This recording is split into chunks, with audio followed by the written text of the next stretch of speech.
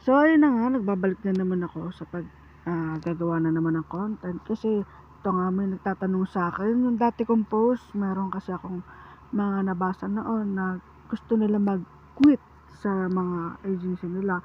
But yung mga agent nila is hindi sila pinapaalis and hinahayaan lang sila mag-quit pero hindi naman nire-release. So today, um, may naano kasi ako sa Popo na pwede ka nang umalis and yung account mo na yun is hindi mo gagamitin ng 1 month para kumbaga makaalis ka ng ng agency mo.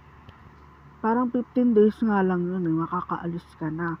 Pero mas maganda kung 1 month para medyo matagal-tagal. Talagang totally wala na yung kumbaga magdi-dissolve na yung dati mong agency. So, try nyo guys.